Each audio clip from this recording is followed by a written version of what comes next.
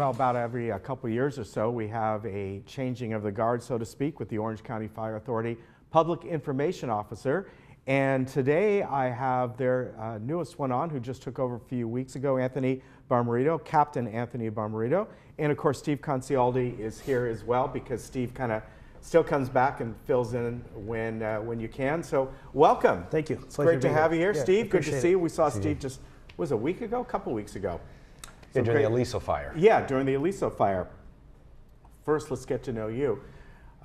What has been your current station over the last few years, and how'd you get on board with this? So first, you have to call me Tony. Okay. Because only my mom calls me Anthony. Okay. All right. So, you know, I've been a fireman for 28 years. Last 11 years, I've been in the city of Irvine. I've been a captain, paramedic now for probably just over 21 years. Okay. So loved working in Irvine. I actually grew up there, went to high school there, so that's kind of where Oh, did you really? Yeah, Wow. I worked a lot of stations in Irvine, so that's where I've been for the last few years. Very good. So this opportunity came about, and of course, the captain before you was Larry Kurtz. Yeah. And did he contact you, or you just saw this position opening? You know, up? so about 2 years ago, well, maybe 3 years ago, we started what we call a relief PIO. It just became too much for one Yes, guy. I remember that. Yeah, so Steve, yeah. so when Steve first got in, he didn't have the ability to have those backup PIOs. Yeah. So he was at 24/7, which makes it super hard on your It does. family, your kids, your wife. So they started the relief PIO position. So these guys would come in and fill in on weekends or in major incidents, just to kind of give the main PIO relief. So that's what I've been doing for about the last 2.5 years. So I just enjoyed it. So I just decided to go for the full-time position. Yeah, and of course, over the last 3 weeks that you've kind of taken over, 3-4 weeks, we've had, let's see, the Aliso fire, we've had several spot fires. We had one over just a few days ago, I think it was Live Oak Canyon. Yeah. So you've been The busy. explosion in Aliso Viejo. Yeah, the explosion. That was the in Aliso second Viejo. day. Yeah, Yes. which is, the fires we don't like, but unfortunately they're common. That was really out of the ordinary. Yeah, so, you know, and that was different. That, you know, with the fires, we're always fighting Mother Nature. Yeah. So that's the biggest thing for us. That Aliso Viejo fire took off because of the winds. There's just really erratic winds inside that canyon. So that made it worse. We had those air assets on it, so that made it, or helped us a lot in attacking that fire. But yeah, fires, I've had some media guys tell me that they haven't seen, or they've seen me more than they've seen a lot of PIOs in a year, just with these last few incidents. Yeah, and what I've noticed, Steve, is over the years, and we've talked about this, how the air attack is so much quicker now than what it used to be. As I mentioned just last week, I forget what day it was, Thursday maybe, there was, I went over to my wife's school and just cleaning up after the, you know, after the season, after the school year. All of a sudden I look up and I go, wow, there's smoke. And you, as we mentioned, sometimes it's hard to see it, notice where it is. It turns out it was right over by Live Oak Canyon, about that area. But it was just the air attack. You know, there were at least two fixed wings that I saw. There was, I think, 3 helicopters coming in. There might have been more. That's what I saw, but they took care of it very quickly. Wednesday night, Live Oak Canyon, Yes. there was a roadside start by O'Neill Park, and that fire quickly ran towards the homes. Yeah. So we had Orange County Fire's helicopter as well as the sheriff's helicopter, and they each made about 5 drops on the fire, as well as the air tankers. 2 air tankers came in from CAL FIRE, made 4 significant retardant drops, and kept that fire away from the homes. Yeah, that was, do you know how that started yet? Or you're It's still under investigation, just like a lot of these recent fires. Yeah, all right. So it's nice to see. Unfortunately, this is a fact of life now. And it's great to see the response by all the different agencies and how they're coming together. So that's the Aliso wonderful. fire, when I came on Friday, Yeah. that was right after the week after that fire. It was still under investigation.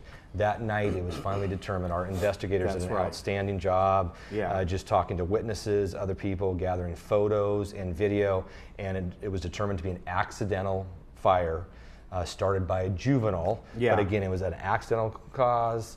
And but it was great investigation work, and now we know that that wasn't suspicious, it wasn't arson, it was an accident. Yeah. If there's just one more thing I could add, I just want to remind everyone, we don't have a designated fire season anymore. It used to be May to December. Yeah. Because we live in the desert, there is no rain, we have a year-round fire season, so that's pretty significant. Yeah, so great response in all of these. Now we're going to get into a subject that is sad, and it's sad because drownings are usually 100% preventable. And just recently we had a couple that were, one was definitely a high-profile one, and I know you folks put together this training video, and we have it on in the background here. But let's talk about these statistics. And so far this year, we're going to bring up a slide in just a moment. 2018, there's been 22 total incidents, and I think out of that, 13 have been fatal. 13 or 14? Yeah, 13.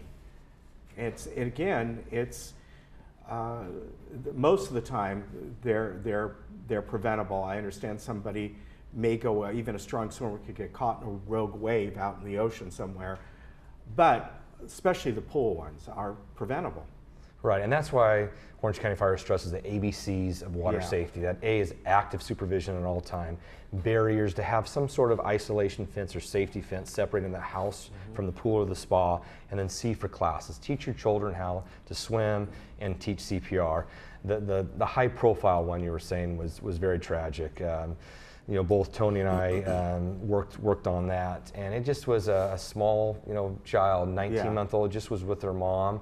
And mom was just talking to a neighbor, and quickly that daughter got out of her sight. They're drawn towards the water. The daughter went in the backyard where there was nobody there, and somehow she got into the water. It was extremely tragic. Along those lines, is there, because I don't really know the answer to this, is there a code where you have to have a safety fence around your pool, or new pools or existing ones? I honestly don't know that. So there are 7 things, and you have to have 2 of the 7. Okay. And that is a newer code. It used to just be 1. So over the years, when you put in a pool, like in your spa in your backyard, you had to have an alarm or some alert, or you could have a cover over it or a fence. And the building inspector would check that off. Right. So now the new law is 2 out of 7 items, safety items. But again, it's hard to enforce that. When the pool or the spa is just put in, that's checked off. But after that, it's on the owner of the resident to maintain that. Okay, yeah, I didn't realize that. And I know how when we moved into our home, we have a little corner spa, and there was no fence around it. And once my daughter was born, and I think she was about 9 months old, I'm trying to think when we put it in, that's when my father-in-law and I put one in. And it still stands. It's a little rusted in certain areas. She's 11 and a half now, but it's still there. And we made sure we put that in right away. Yeah, and so that's one of the problems is when we get these pools installed and the safety devices put in, a lot of times people remove them just because they feel like they're inconvenient. And I'll be honest with you, I have a pool in my backyard and a safety fence put in. When my kids grew up, they knew how to swim. I removed that safety fence. But now my wife babysits my niece that's 8 months old. She's not really crawling yet, but we put that fence up every time she's there, just in case. So you have one of those. I know there's like these portable kind of ones. Yeah, so they go in poles that are set in the concrete. So it takes me about 3 or 4 minutes to set up. It's a self-closing gate. We don't have to worry about it. Problem solved. Yeah, those are good to have. And the main thing is, though, right now what you brought on here is the water watch tags, and how important these are when you have a family gathering or your kids have a pool party or something like that.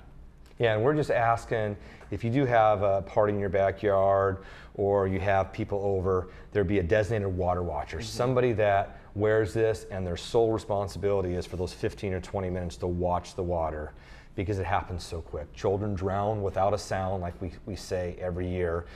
This child that went into the pool, nobody heard her. There was no screaming or yelling that anybody heard. And so that's why they're so tragic, because they can be prevented.